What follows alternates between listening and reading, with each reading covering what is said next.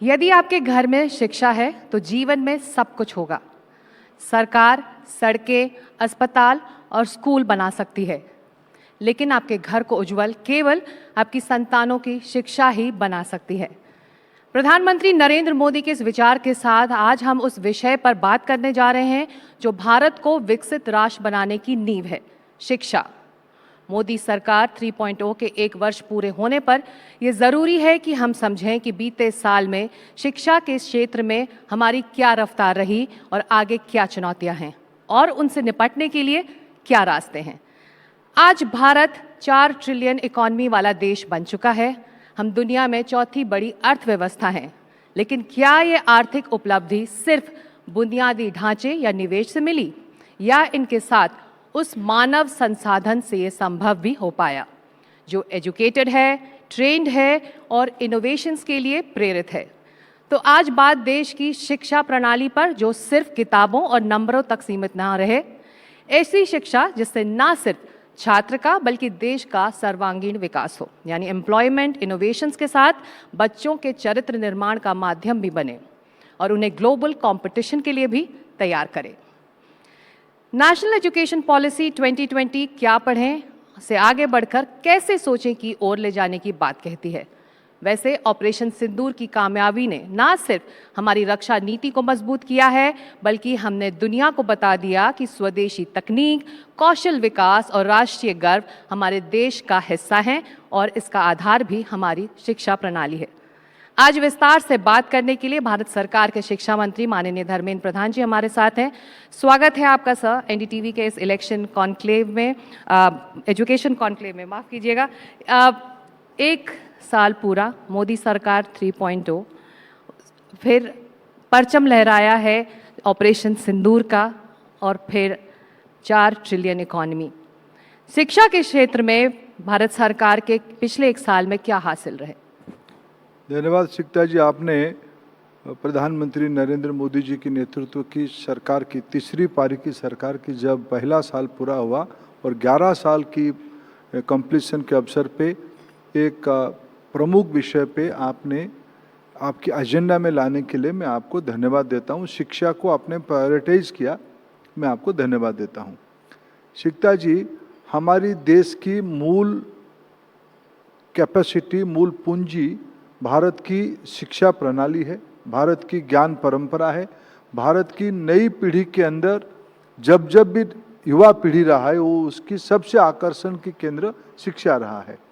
राष्ट्रीय शिक्षा नीति 2020 लगभग 3 दशकों के बाद पहली बार भारतीयता के आधार पे एक दार्शनिक मसौदा, फिलोसॉफिकल डॉक्यूमेंट बनी, जिसमें भारत आने वाले सदियों में 21st सेंचुरी में अपना आवश्यकता को कैसे पूरा करे, प्राथमिकता किस पे रहेगी। न केवल भारत, विश्व की वंचित वर्गों की, सामान्य लोगों की भी अपेक्षाओं को कैसे हम ग्लोबल सिटीजन बना के पूरा कर पाएँ, इस प्रकार की दृष्टि, इस प्रकार की विजन प्रधानमंत्री जी ने राष्ट्रीय शिक्षा नीति 2020 में दिया है। भारत एक युवा समूह की देश है। भारत की विद्यार्थियों की संख्या 30 करोड़ है।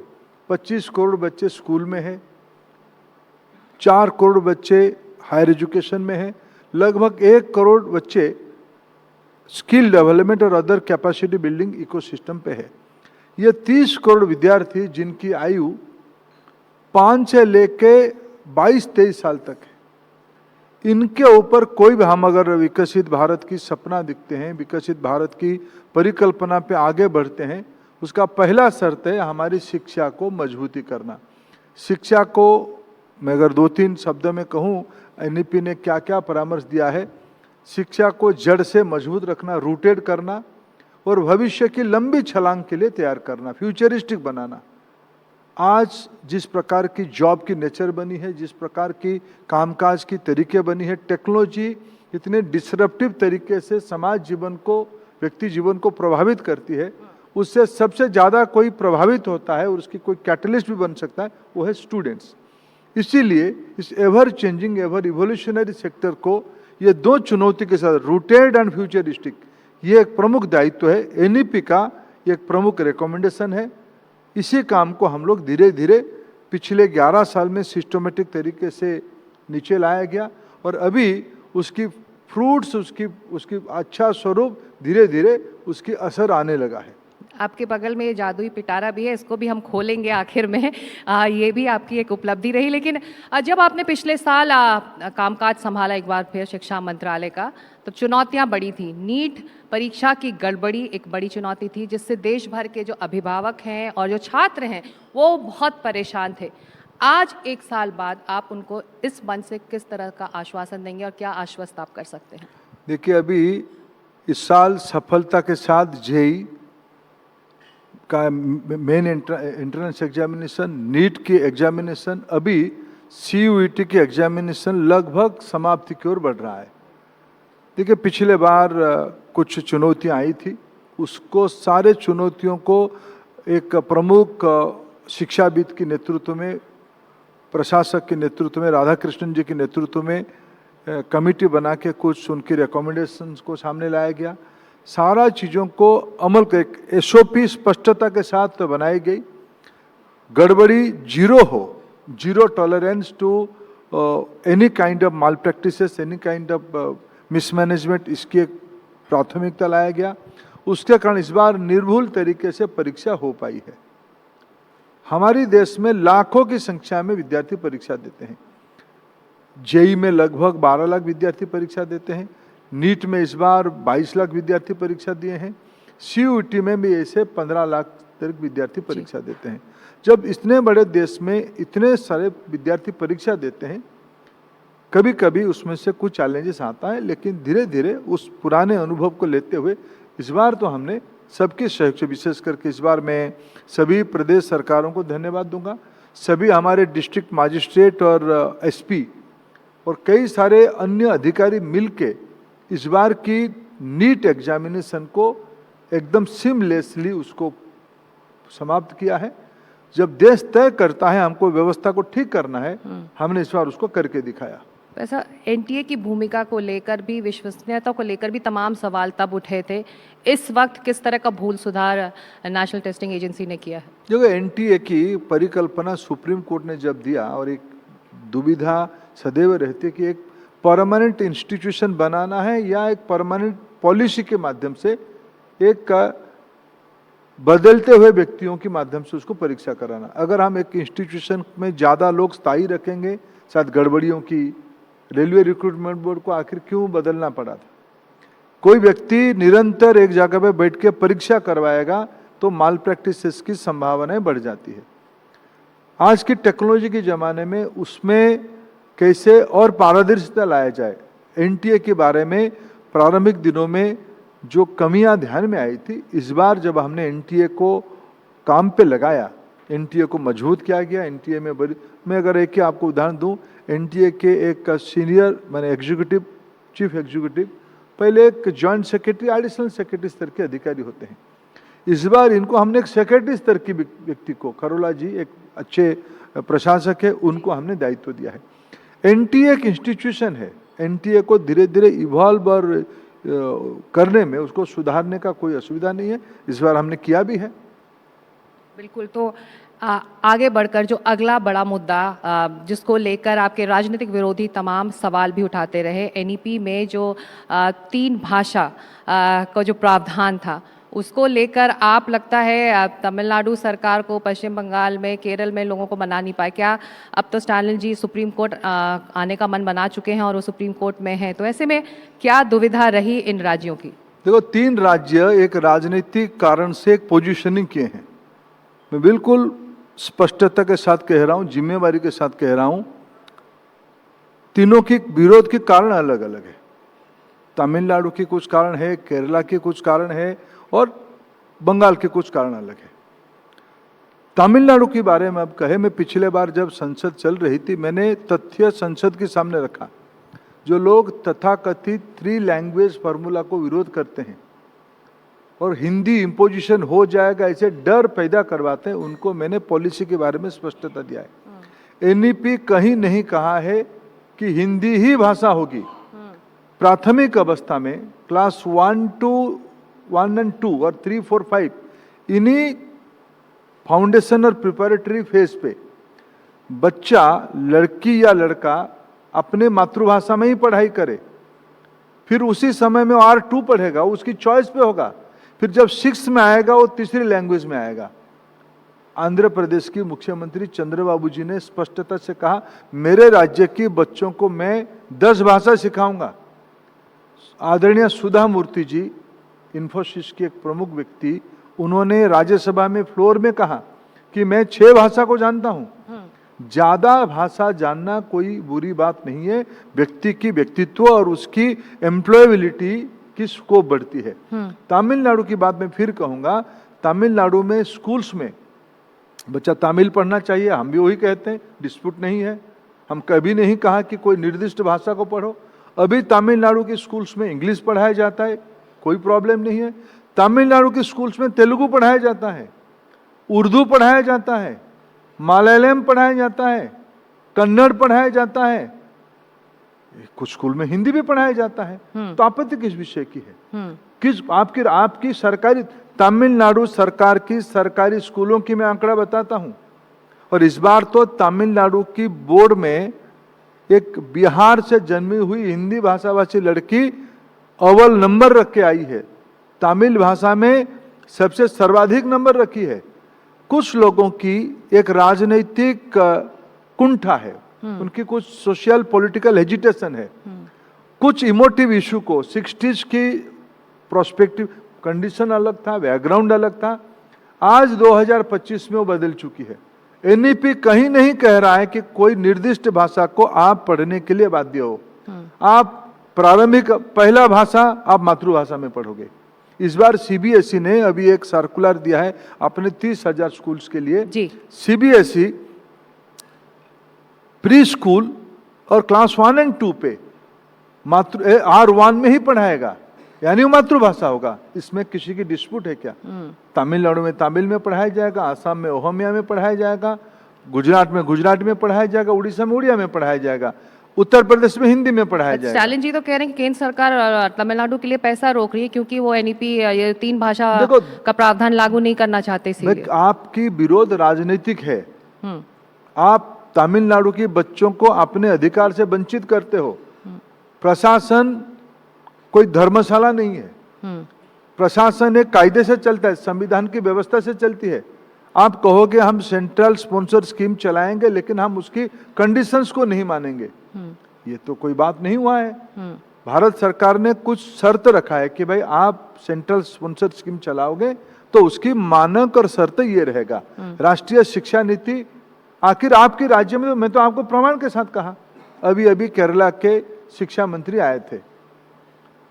मैं अभी, मेरे मित्र भी हैं, मैं उनकी बयान बाद में मेरे से मिलने के बाद बयान को भी देखा, फिर कोई मैं कचहरी में जाऊंगा, मेरे कोई आपत्ति नहीं है।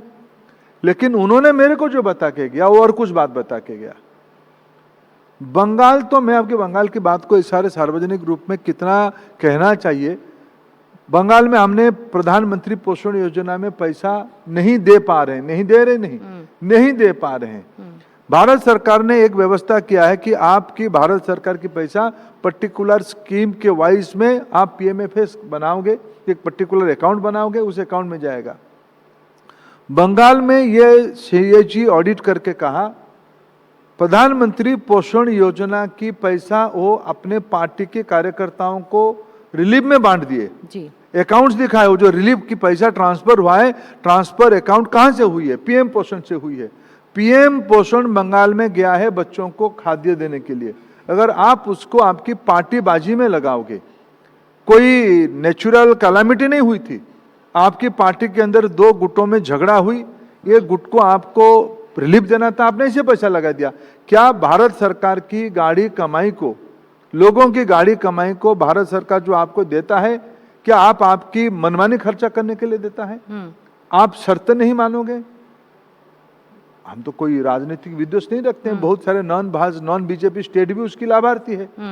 तेलंगाना लेता है, आपकी हिमाचल लेता है, हमें तो कोई आपत्ति नहीं धर्मेंद्र जी, है। जब इस तरह के राजनीतिक विरोध राज्यों से आ रहे हैं तो जो भारत सरकार कह रही है कि one nation one examination, one nation one student ID, आपार आईडी को लेकर रजिस्ट्रेशन चालू हैं, तो क्या इस तरह के इम्प्लीमेंटेशन देखो, वाकई हो पाएंगे ये जमीन पर? क्योंकि सीता राज्यों में जी- जब आप जाएं तो इस तरह का सीता जी, विरोध होता है। भारत में 36 प्रशासनिक इकाई है। 36 में से राजनीतिक कारण से 3 नहीं ले रहे हैं। तमिलनाडु पीएम पोषण ले ही रहा है, हम मना नहीं कर रहे हैं। केरला पीएम पोषण ले रहे हैं, हम मना नहीं कर रहे हैं। बंगाल को हम पैसा देना चाहते हैं, उनके अकाउंट खाली नहीं हो रहा है। ऐसे ही पैसा ऐसे ही नहीं जाएगा, आपको शर्त मानना पड़ेगा। 3 राज्यों को आप सब राज्य मत मानो। भारत की ज्यादातर राज्य कटिंग अग्रस पार्टी लाइन इसकी समर्थन में है, उसको इम्प्लीमेंट कर रहे हैं और हमें कोई आपत्ति नहीं। हमारी प्रायोरिटी भारत के सभी बच्चों को समृद्ध करना है। आप कह रहे हैं पैसा मिलेगा, पीएम मिल रहा है और मिलेगा, लेकिन आपको वो तो कायदा 2000 करोड़ का आंकड़ा बता रहे हैं अदालत को। देखो, फिर एक अर्ध सत्य में मैं क्या कह पाऊंगा। आपका विरोध है कि हम 2 लैंग्वेज फॉर्मूला लगाते, 3 लैंग्वेज नहीं लगाएंगे। आपके राज्य में लग रहा है। मैं फिर कह रहा हूं, तमिलनाडु की प्रशासन को मेरा ये अनुरोध रहेगा, आपकी तमिल बोर्ड की स्कूल में तमिल पढ़ाया जा रहा है, अच्छी बात है। आप इंग्लिश भी पढ़ा रहे हो, बहुत बढ़िया बात है। आप तेलुगु भी पढ़ा रहे हो, आप बहुत बढ़िया बात है। उसको लिख के देने में क्या आपत्ति है आपको? हम तो कहीं नहीं कह रहे कि हिंदी ही लिखो, 3 भाषा में आपका हिंदी ही होना चाहिए, हम तो कहीं नहीं कहा है, पॉलिसी ऐसा नहीं कहता है। आप प्रैक्टिस कर रहे हो। आपको एक इमोटिव इश्यू खड़ा करना है, आपको नॉर्थ साउथ डिवीजन करना है, आपको हिंदी नॉन हिंदी एक पोलराइजेशन करना है। इसलिए जो पवन कल्याण जी, आंध्र के डिप्टी चीफ मिनिस्टर का अच्छी बात कहा है, आपको तमिल मूवी को, सिनेमा वालों को हिंदी की डबिंग मूवी चलेगी, लेकिन आपको किताबों में अगर ऑल इंडिया स्टूडेंट्स पढ़ना चाहते हैं, आप उसको डिवार करोगे। और हम कहीं हिंदी की इंपोजिशन नहीं कर रहे हैं। एनईपी ऐसा कुछ भी बात नहीं कह रहा है। एनईपी बच्चों के विकास के लिए 6th स्टैंडर्ड से 3 भाषा पढ़ना चाहिए, ऐसा सुझाव दे रहा है। यही विषय, यही प्रस्ताव है। अब ये मामला अदालत में देखना होगा, अदालत में तमिलनाडु आके क्या कहता है। ग्लोबल एजुकेशन लैंडस्केप की अगर बात करें, भारत सरकार की कोशिश रही है कि जो विदेशी यूनिवर्सिटीज़ हैं, फॉरेन यूनिवर्सिटीज़ हैं, वो यहाँ आएँ और अपना कैंपस यहाँ लगाएं, ताकि जो स्टूडेंट माइग्रेशन बड़ी तादाद में हमारे देश में हो रही है, उस पर एक तरह से रोक लगे। हाल ही में आपने तमाम ऐसी यूनिवर्सिटीज़ के नाम बताए हैं मीडिया में जो यहाँ आकर कैंपस सेटअप करना चाहते हैं, चाहे वो लिवरपूल यूनिवर्सिटी हो और दूसरी कई यूनिवर्सिटीज़। लेकिन बड़े नाम अभी भी आने बाकी, आईवी लीग को आना बाकी है, हार्वर्ड को आना बाकी है, MIT को आना बाकी है, LSE को आना बाकी है यूके से, ऑक्सफोर्ड कैम्ब्रिज को आना बाकी। ये तो एक स्पष्टता मैं आपको तथ्य का करूं, भारत में 4 करोड़ हायर एजुकेशन में बच्चे हैं, उसमें से इन टोटल बाहर जाते हैं पढ़ने के लिए 10 लाख बच्चे। इसलिए ये स्पष्टता हम लोगों के बीच में रहे। भारत की इंस्टीट्यूशंस 1200 यूनिवर्सिटी हैं, 50,000 से ज़्यादा कॉलेजेस हैं, कई सारे फिनिशिंग स्कूल्स है, पॉलिटेक्निक है। भारत की बच्चों को यहाँ पढ़ने के लिए कोई असुविधा नहीं है। कुछ बच्चे हायर स्टडीज के लिए, रिसर्च के लिए विदेश की इंस्टीट्यूशन में जाते हैं, उसमें हमारा काफ़ी फॉरेन एक्सचेंज भी खर्चा होता है। और हमने भारत की बच्चों को ग्लोबली कॉम्पिटिटिव करना है, हमको ग्लोबल एजुकेशन मॉडल के साथ चलना पड़ेगा। रिसर्च, इनोवेशन, भारत पिछले 10 साल के अंदर इनोवेशन में 81 स्थान से लेके 81वें स्थान से लेके 39 स्थान तक पहुंचा है। भारत, आपने अभी कहा कि 4th लार्जेस्ट इकोनॉमी बन गया है। भारत दुनिया की एक सबसे बड़ी स्टार्टअप इकोसिस्टम भारत में है। पिछले 10 साल में DPIT के रजिस्ट्रेशन को अगर हम हिसाब करें तो लगभग 1.5 लाख स्टार्टअप बन चुके हैं। मिनिस्ट्री ऑफ कॉर्पोरेट अफेयर्स की स्टैटिस्टिक्स कहते हैं संख्या 2.5 लाख तक हो रहा है। यह सारा विषय भारत के विद्यार्थियों की है। भारत की इंस्टीट्यूशन IIT आज विदेश जा रहा है, IIM आज विदेश जा रहा है। भारत की इंटेलेक्चुअल कम्युनिटी आज ग्लोबल एसेट बन चुकी है। हमें विश्व की बड़े बड़े यूनिवर्सिटियों को न्योता दे रहे हैं। इसीलिए हमने, प्रधानमंत्री जी ने NEP में ये कहा गया था इंटरनेशनलाइजेशन होगा एजुकेशन की। प्रधानमंत्री जी ने अनुमति दिया यूनिवर्सिटी रेगुलेशंस को परिवर्तित करके सुधार करके विदेशी विश्वविद्यालय को अनुमति देने के लिए। अभी कल हमने लिवरपूल ऐसे ही सीखता जी एक प्रमुख यूनिवर्सिटी है, यूएस रैंकिंग में काफ़ी अच्छे रैंक पे खड़े होने वाला यूनिवर्सिटी लिवरपूल है। मैंने कहा कि कल लगभग अभी भारत में 4 फॉरेन यूनिवर्सिटी आ चुके हैं, 2 ऑस्ट्रेलियन यूनिवर्सिटी, 2 यूके की यूनिवर्सिटी।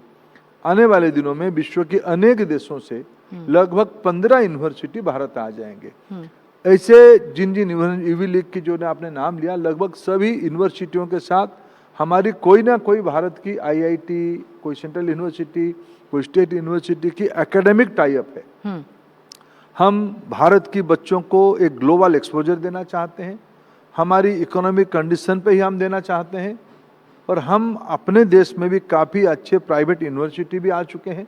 हम भारत में यूनिवर्सिटी एजुकेशन को, हायर एजुकेशन को सिर्फ डिग्री सर्टिफिकेट कुछ से आगे ऐसे नाम बढ़ाते धर्मेंद्र जी आप बता सकते हैं जो अभी हाल फिलहाल में आया? लिवरपूल तो आपने कल ही अनाउंस किया था, उसके लिए। डिकेन आ चुका है, उलंगुंग आ चुका है, साउथहैम्पटन आ चुका है, ये 4 तो आ चुके हैं। बाकी महाराष्ट्र में कुछ आने वाले हैं, आप इंतजार करिए। लखनऊ में मैं जाऊंगा कुछ दिनों के बाद, हम वहां भी कुछ अनाउंस करेंगे। कई सारे यूनिवर्सिटी, कई लोगों का हमारी और उनकी, हमारी यूजीसी और उन यूनिवर्सिटियों के बीच में चर्चा चल रही है। मेरे पास जो जानकारी है वो संख्या कुल मिला के 15 तक हो जाएगा। चलिए, आप एक आखिरी सवाल, पीयूष गोयल जी ने कुछ दिनों पहले कहा था कि जो हमारे एंटरप्रेन्योर्स हैं वो ऐप बनाते हैं, फिर कुकीज़ और आइसक्रीम्स और फैंसी आइसक्रीम्स वो बेचते हैं, पैसा कमा लेते हैं, लेकिन यहाँ तक भारतीयों को रुकना नहीं चाहिए। तो ऐसे में सबीर भाटिया जैसे जानकार कह रहे हैं कि इसका आधार इसीलिए ऐसा है क्योंकि हमारी जो शिक्षा प्रणाली है वो रोट लर्निंग है। हम क्रिटिकल थिंकिंग को बढ़ावा नहीं दे रहे हैं। जब तक हम क्रिटिकल थिंकिंग अपने एजुकेशन में नहीं लाएंगे, कहाँ से कहाँ बात को कहाँ मत ले जाओ। देखो, भारत की नौजवानों की ताकत विश्व में काफ़ी से काफ़ी इलाका में पहुंच चुका है। मैं बिल्कुल गौरवान्वित हूँ। अभी अभी फोर्स मैगजीन में, ये तो भारत की मैगजीन नहीं है, एक ग्लोबल स्टैंडर्ड्स की मैगजीन है, उन्होंने भारत की 2 बच्चों के बारे में, 2 ग्रुप के बारे में जो इनोवेशन के अंदर काम किए हैं उसके बारे में उनको मान्यता दिया है। मेरे लिए आनंद की विशेष सुखद संजोग ये, दोनों ग्रुप उड़ीसा के हैं। एक बच्चा उसमें से इस बार जो ऑपरेशन सिंदूर में अभी ध्यान में आया, पब्लिक डोमेन में कई सारे चैनल्स में मैंने देखा, आईजी ड्रोन करके कंपनी जो हमारे संबलपुर के Veer Surendra Sai university of technology के विद्यार्थी रहे, उन्होंने एक स्टार्टअप के माध्यम से क्रिटिकल टेक्नोलॉजी के साथ बॉर्डर में ड्रोन कैसे काम करेगा। मैं इतना ही तक बात कह रहा हूं, इस बार हमारी संबलपुर की उड़ीसा की ड्रोन सीमा पार किया आर्मी के नेतृत्व में, और हमारी इंडियन इनोवेटर और उड़ीसा के बच्चा इनोवेट करके उसको आर्मी को सप्लाई किया। ऐसे ही एक बच्चा अनिल प्रधान, एक था बोधिसत्व और दूसरा था अनिल प्रधान। अनिल प्रधान ने अपने जो क्रिटिकल थिंकिंग की बात आप कह रहे हो, स्कूली बच्चों में, सरकारी स्कूलों में फिर कह रहा हूं मैं, सरकारी स्कूलों में मोबाइल टिंकरिंग वैन ऐसा एक मॉडल करके दूर दराज इलाका में इकोनॉमिक वीकर सेक्शन के लोगों को कैसे साइंस स्टेम पे एक प्रैक्टिकल ओरिएंटेशन के साथ, स्किल के साथ एजुकेशन किया जाए, इस प्रकार के एक मॉडल खड़ा किया। इसको फोर्स मैगजीन ने स्वीकृति दिया। मेरे भारत की नौजवानों पे मेरा 100% भरोसा है।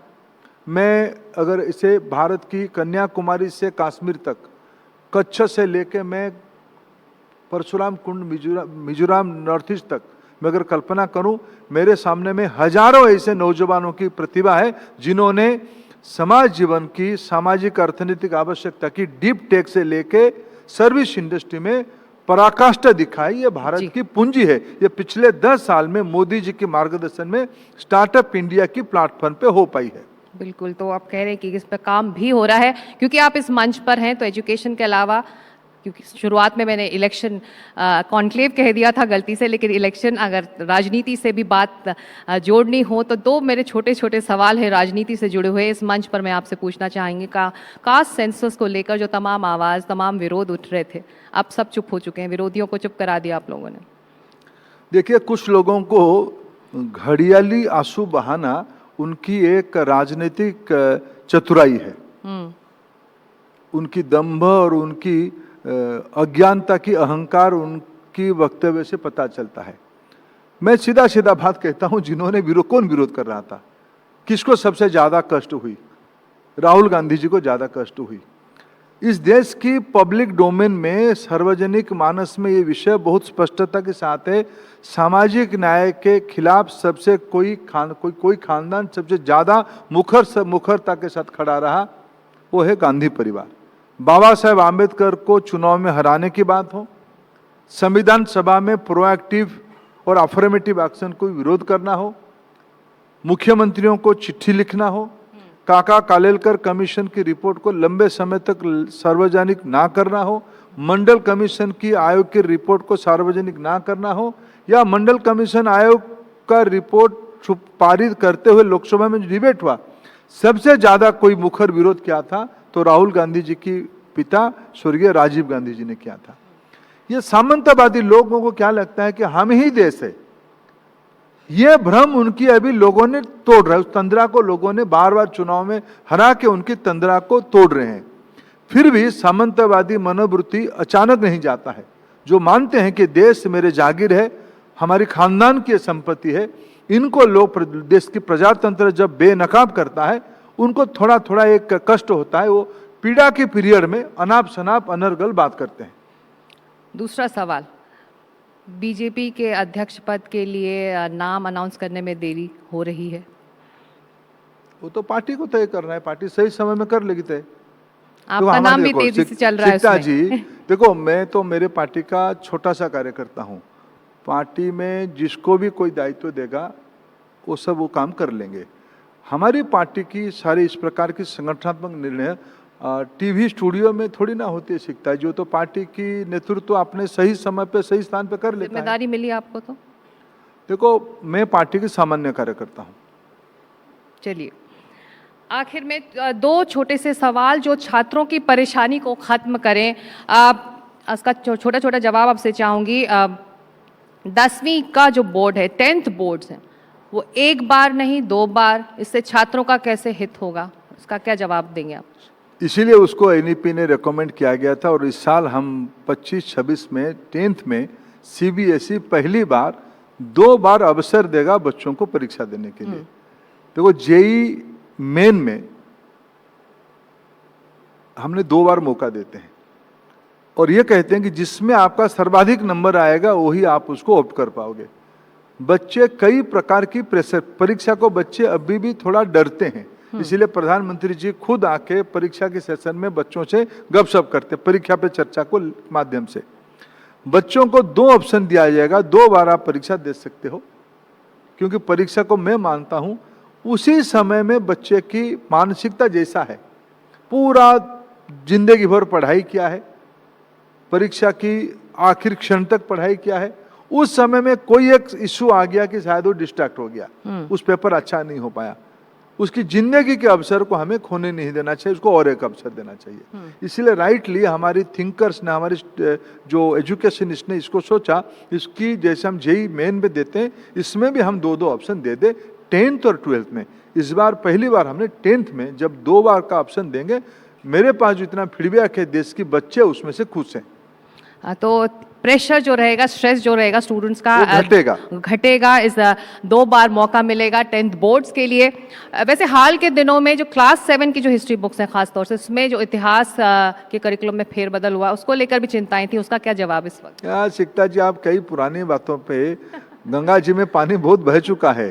कुछ लोग, फिर मैंने कहा कि देखो, हम कोई इतिहास को मिटाने वाले लोग नहीं है, हम एक लंबी लकीर खींचने वाले लोग हैं। इस देश में अनेक गुमनाम, अज्ञात, क्या इस देश ने शहीद जोरावर सिंह, फतेह सिंह की वीर गाथा को जानता था क्या? कुछ लोग जानते थे। क्या कोहिमा के बच्चे जानते थे वीर गाथा में इन दोनों के बारे में क्या वीर गाथा है? क्या आप बाजी राउत के बारे में इस हॉल में सब लोग जानते हैं क्या? क्या एलारू सीताराम राजू के बारे में आंध्र के बाहर लोग जानते हैं क्या? हम इतिहास की इस गुमनाम अदाकारों को देश की नई पीढ़ियों के सामने ले आने की काम कर रहे हैं। उसमें कुछ लोगों को लगता है कि भाई इसकी आप डिस्प्रोपोर्शनेट क्यों कर, उनको क्यों ला रहे हो, ये उनकी सोच है। हमें इस देश की भविष्य क्या होता है, इतिहास भविष्य में चलने के लिए दर्पण के रूप में काम करता है। हम अपने इतिहास को सही प्रोस्पेक्टिव में दिखाना ये हमारी दायित्व है, क्योंकि हमको भविष्य को और प्रभावशाली और स्पष्ट करना है।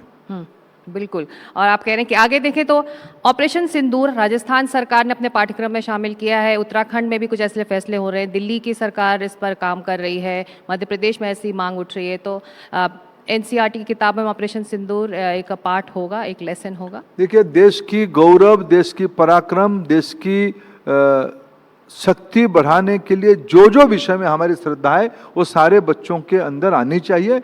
उसमें जिन जिन राज्य सरकार ने उसमें पहल किया है वो उनको अच्छा काम किया है। निश्चित रूप में एनसीईआरटी भी ऐसे विषय में ध्यान देते आए हैं, ये सारा विषय को एनसीईआरटी भी ध्यान देगी। जादुई पिटारा आपके बगल में है, जाते जाते इसको समझाते चलिए हम सब, हमको, हमारे दर्शकों को, लाइव ऑडियंस को। देखिए, हम अभी पहली बार इस देश में, हमारी विशेषज्ञों ने, एक्सपर्ट ने एक परामर्श दिया एनईपी में, बच्चे की मानसिक विकास जब वो अर्ली स्टेज में रहता है, 5 साल के अंदर वो रहता है, उसकी 80-85% ब्रेन डेवलपमेंट हो जाता है।